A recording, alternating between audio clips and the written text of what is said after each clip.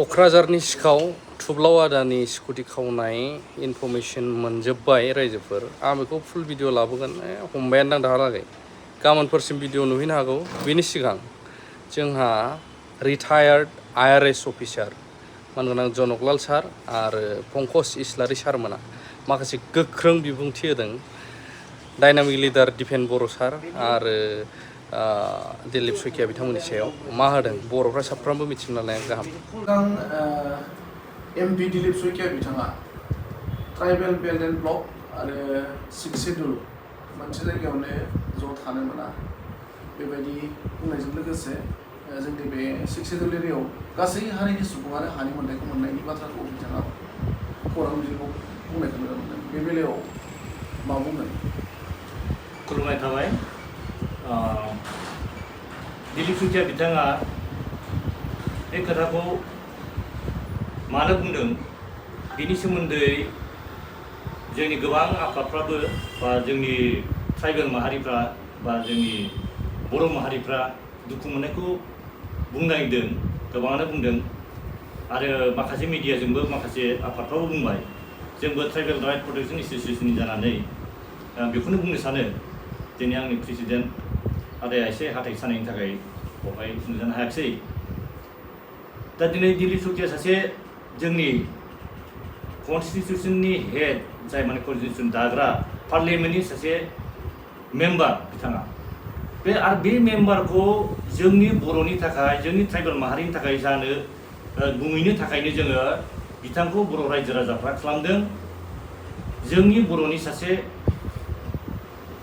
माहारि आफादनि दैदेनगिरि, बुंनो थाङोब्ला फरायसा आफादनि दैदेनगिरि दिपेन बर' बिथांनि खावलायनायाव दरं, उदालगुरि,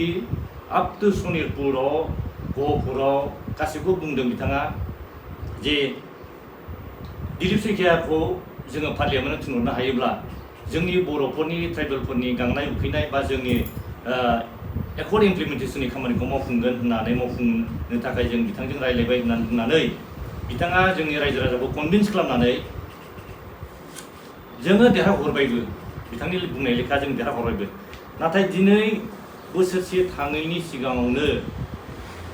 बोसोरसे बादि जाबाय। बे समावनो दिनै बे दिलीप सयकियानि बिथां गावनि गोसोनि बा जोंनि असमिया मानसि बा जोंनि गुबुन हारिया मा, जोंनि सायाव मा, जोंनि ट्राइबेलफोरनि सायाव मा, बिथांमोनहा माब्लाबाबो जोंखौ मोजाङाव नाया। बे दिनै बेरखांबाय। दिनै दिपेन बर' बिथां बा जोंनि बर' माहारिफोरनि गेजेरावनो बे बेरखांबाय। दा बेखौ जों मिथिखादों, आवगायनिफ्रायनो जोङो मिथिखादों जे गुबुन हारिखौ जोङो माब्लाबाबो जोङो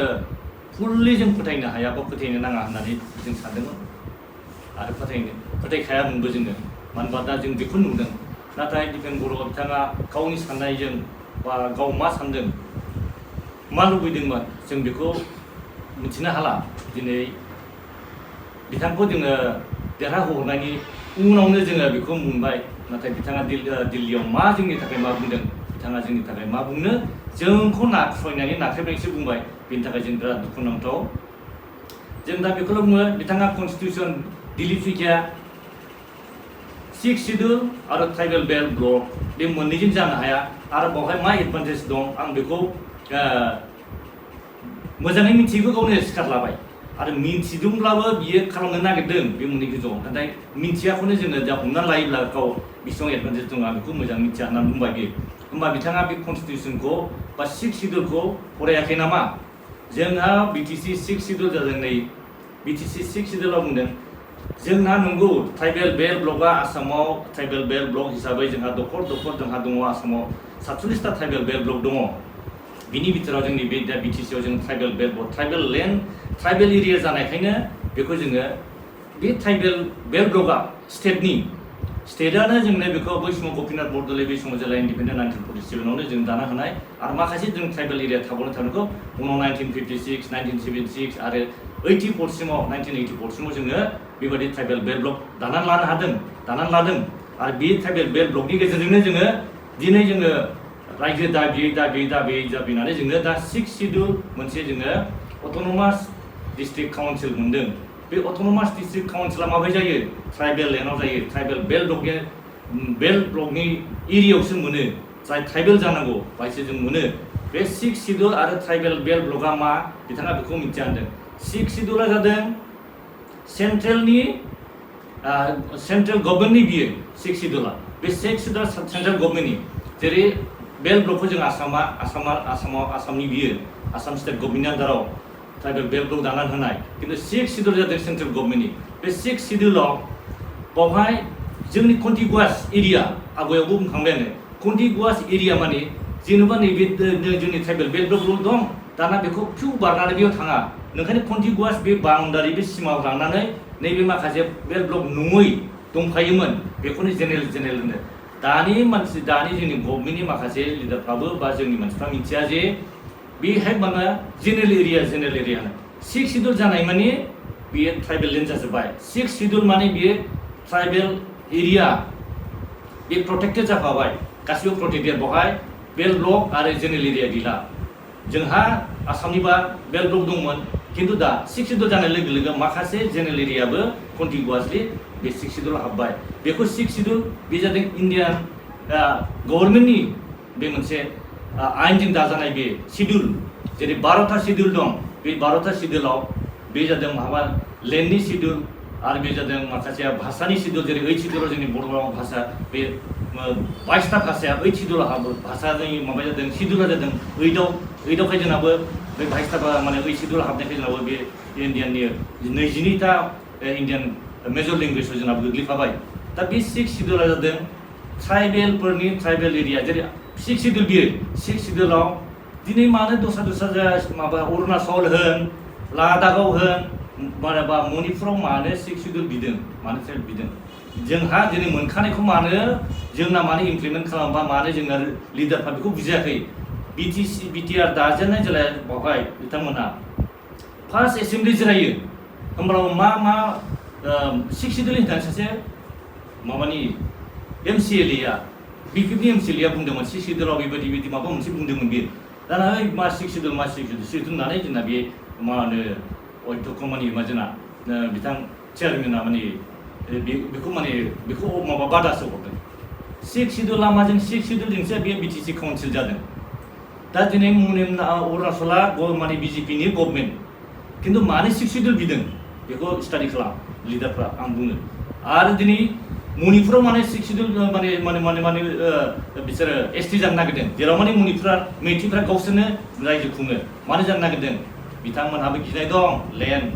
हाखौ प्रटेक्ट खालामनो नाथाय जोंनि हाखौ प्रटेक्ट खालामनो थाखाय अटल बिहारी वाजपेयी आरो जोंनि बे LK आडवाणी बिथांमोनहा बेखौनो बर' जाथिया सेस जानोसै होननानै बे समाव जोंनो बेखौ बानायना होदों जों 6 शिड्युला माया मा जोंनि लिडारफ्रा जोंनोब्ला जों रावबो जेबो मिथियामोन आन्दलनखारिफ्रा खिन्थु बे बर' जातिखौ सेभ खालामनोब्ला आसामनिफ्राय सेभ खालामनोब्ला आसामावथ' गुबुन हारि बांलादेश हाबबाय माबे असमियाफ्राबो कनसियास नङा दासो बिराद हाबबाय हिमन्त बिश्व शर्माया बांगालफोरखौ होनांगौ बांगालफ्रा माने बांलादेशि होननानै होनांगौ होननानै बुंदों नाथाय बेखौ जोङो 35-40 बोसोरनि आवगायनो मिथिखानानै बर'फ्रा बांगालजों जुजिबाय थादों मानो होनबा असमियाफ्रा सानदों मा बे बर'फोरजों नांगोन बर'फोरनिसो हा बिदि सानदोंमोन दिनैसो बिसोरबो सिरि मोन्दों खिन्थु जोंखौ अननानैनो अटल बिहारी वाजपेयी आरो बै समाव ब्रिटिशआ मानो 1886आव जोंनि इन्डियान गभर्नमेन्ट बा जोंना इन्डिपेन्डेन्ट जायाखै खिन्थु जोंनि ट्राइबेल मानसिफोरखौ बुंबाय अननानै 1886 बेखौ सेभ खालामनांगौबा बुंनिफ्राय सेभमोन ब्रिटिशफ्रा नंगौ बांगालफोरखौ लाबोदों बहाय मा एग्रिकालसारनि थाखाय बहाय माने आबाद मावनायनि थाखाय माने मोजां प्रडाक्ट जायो होननानै बे हाया मोजां होननानै बहाय बांगालफोरखौ लाबोदों आरो बेनि उनाव बाङालिफोरखौ लाबोदों बै समाव जोंहा बै समाव बर' राजा कसारि राजा कासाराव दंमोन बे एरियायावबो बाङालिफोरखौ लाबोदों जे बहाय बिजनेस खालामनांगौ मानो होनबा जोंना बिजनेसा मानो होनबा बिजनेसफ्रा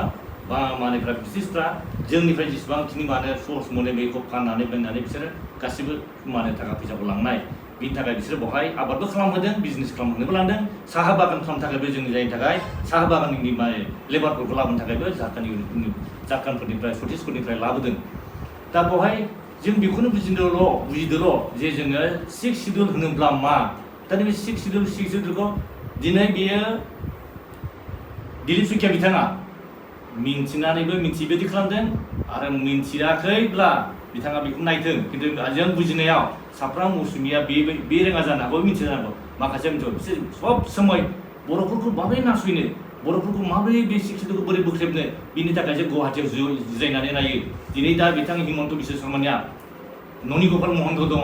भास्कर ज्योति महन्त दं दाख्लै बुंदों होननानै काउन्टार होलायबाय भास्कर ज्योतिया दिनैसो माने अस्ट्रनि जनजननि डिभाइड आसाम 50-50खौ फोजोबनो हाबाय बे बिटिआर एकर्डनि दारै जों बिराद खुसि नंगौ बिथांमोना खुसि जाखागोन नाथाय जोंना मा जोंना दा जोंहा बेसेबां लस दिनै बुंनो थाङोब्ला मोनसे चेप्टार बिथांमोननि जोंनि दा जोंनि एनडिएफबिफोरनिखौ जोंखौ सारेन्डार होजोब्बाय अस्ट्र सारेन्डार होजोब्बाय गासिबो होजोब्बाय जोंखौ निरिह खालामनानै दोनबाय दा निरिह खालामनानै दोननायखाय सान्थिया दस्रा जाबाय जोंहा जेबो मुवाबो गैला दिनै दा हिमन्त बिश्व शर्माया बांगालफोरखौ होनो थाखाय बर्डार एरियायाव दाना अस्ट्र होबाय होमबा जों लानाया जों सेल्फ डिफेन्सनि थाखाय अस्ट्र लानाया जों सेल्फ डिफेन्सनि थाखाय नांनाया जोंना भुलमोन नामा दिनै गभर्नमेन्टआव थानानैबो मानो हाथियार होनो नागिरखो जोंना साननांगौल' गैया दिनै आलफाया दासिमबो आलफाया दंबाय थायो दिनै जोंनि एनडिएफबिफोरखौ लाबोजोबनांगौ दस्रा फिसा जाथिफोरनि एक्सट्रिमिस्ट अर्गानाइजेसनखौ लाबोजोबनांगौ सारेन्डार खालामजोब्बाय आलफाखौ मानो लाबोआखै आलफाजों दिनै रायलायहरो फरेस्ट बुराजों रायलायहरो बिसोर दाय गैया हिमन्त बिश्व शर्मा रायलाय बिथांनि एंकारफ्रा बिथांनि मिडियानि बिथांनि मा निउस चेनेलनि गेजेरजों बिथांमोनहा रायलायहरो बिथांमोनहा दाय गैया जोंहा सोरबा एनडिएफबिनि सासे न'खरनि मानसि गोदो थाहैनाय दं बा जेनेबा सोरबा बै समाव एनडिएफबि दङमोन बिसोरजों रायलायहरबानो सोरबा रिपर्टारा रायलायबानो एरेस्ट जायोमोन खानानै दोनजायोमोन नोंसोर बोरै रायलायदों बोरै फट' लाफादों नै बेजोंनो दाय जायोमोन खिन्थु दिनै बिथांमोना गावसिनि एक्सट्रिमिस्ट अर्गानाइजेसनखौ बेसेबां फोजौनानै बेसेबां थाखा फैसा हरो दिनै बिथां परेश बरुवा वार्निं हरो बे वार्निं हरनाया बिथांमोननि प्लास बिथांमोननि गभर्नमेन्ट सालायनायाव सहजाव नाथाय जोंनिया जोंनिखौनो बुथुमनानै लाबोनानै दा जोंनिखौनो बुख्रेबबाय जोंनिखौनो जेलाव सोबाय आरो जोंनि एनडिएफबि बिदा फंबायखौनो दा मेइन स्ट्रिमाव फैबाय होननानै बुंबाय सान्थि जाबाय होनना बुंबाय नाथाय बिथांमोननि थांनानै थानायनि राहाखौ मानो खालामनानै होआखै बे होमबा जों दा जुदि 6 सिडिउलखौबो सिफाय जाबाय 6 सिडिउल सिफाय जानायखौथ' जोङो सिगाङाव बुंखादों 16टा डिपार्टमेन्ट लांबाय माने मा जोंनि एमएलए माखासे जोंनि जायगानिनो माखासे एमएलए बिथांमोना लाङाखै बाहा लांदों बाहा माबादों बेबायदि खोथा बुङो 6 सिडिउलाव दङ दिनै डिसिनाव लांनाय माने मा जाखो डिसिनाव लांनाय माने डिसिया जादों डाइरेक्ट स्टेट गभर्नमेन्टनि डिसिया जोंनि पावाराव गैया आरो जोंना माखासे जोंनि दैदेनगिरिफ्रा बिथांमोना माने डिसिनो हरनाय माने सुपारभाइससो होनना बुंदों माने करापसन बे समाव करापसना माने रावबो नायग्रा गैया हाग्रामा महिलारिया करापसन खालामदों होननानै ओंखायनो डिसिनो हरदों बै समाव डिसिया पावार गैयामोन दाना डिसिया पावाराव थानायखाय करापसन खालामो नाथाय डिसिया लांनाय लोगो लोगो जोंहा मा जाखो जोंनि लेन्ड रिभिनिउआव थांदों फरेस्टनि रिभिनिउआव थांदों जोंनि माखासे रिभिनिउआव थांदों दा जेरै फरेस्टआ ट्रेन्सफार साबजेक्ट लेन्डआ ट्रेन्सफार साबजेक्ट खिन्थु फरेस्ट ट्रेन्सफार साबजेक्ट नङैजों सरजाबनानै जोंनि अन्थाइ बालानि माबाखौ मिनि माइनिं होननानै लानानै माइनिंआथ' जों ट्रेन्सफार साबजेक्ट नङा नालाय माइनिं होननानै लानानै थांनानै बेजों सरजाबहैनानै जोंनि रोंथायनाय बबे माइनिंआव गोग्लैयो होननानै होमबा बे थगायदोंना जायाखै बे 6 सिडिउलखौ सिफायदोंना सिफायाखै 6 सिडिउल हिसाबै बिसोर गैला आरो दा बेखौ गावसिनि गभर्नमेन्टनिफ्राय बुङाखैमोन सोर लांखोमादों दिनै दिलीप सयकियानि खुगानिफ्राय बे बेरखांनाया जोंखौ मेगन गेवहोदों दा दिनै गभर्नमेन्टआ जोबफैबाय नालाय जों माने बिजेपिआ पावाराव फैनोसै ओंखायनो मा होनदों इउपिपिएलआबो जोबफैबाय बिपिआव जोबफैबाय दिनै बे दिलीप सयकियानि बुंनायनि सायाव बिथांमोनहा दा काउन्टार होब्लाबो जेबो गैला जेबो बुंनो हाला दा जेबो मावनो हाला दा फैगौ इलेक्सननि थाखाय बिसोर साखाफारा जाबाय बिथांमोन हिमन्त बिश्व शर्माया दिनै जायगा गिदिंगासिनो दं फरेस्ट इउपिपिएलआ नाफात्ता दा दिनै इउपिपिएलआ बिथांमोनहा गभर्नमेन्ट थानायाव बिथांमोननि गेजेरावनो बिथांमोननि सिगाङावनो गभर्नमेन्टआ दाबो आयाखै इलेक्सन दङ बिनि सिगाङावनो दिन्थिखाबाय मानो होनबा इलेक्सना खाथिसै बिनि सिगां दानिफ्राय प्रिपेयार नोंनो मिथिखाबाय जों गभर्नमेन्ट थानाय समाव दासिम मानो बुंदों नांगौबा बै कड अफ कन्डाक्ट समाव होनो हागौमोन नाथाय बिथांमोना बुंनो हाला दिनै आं बेखौ बेसिम मुङाव गासै रायजो राजाफोरनि आरो जों लिडारफोरनि सिगाङाव जोङो गासिबो गावजों गाव मेगन बेखेवनांगौ थारमाने जोङो गिनाय लाजिनाय बा माबा मोनसे सिरि थानायजों जाला नंगौखौ नंगौ बुंदो आरो बिनिफ्राय जोङो सुद्रायनो थाखाय सुबिदा माने सुद्रायनायालाय लालायलायनो थाखाय आं खावलायनाय जाबाय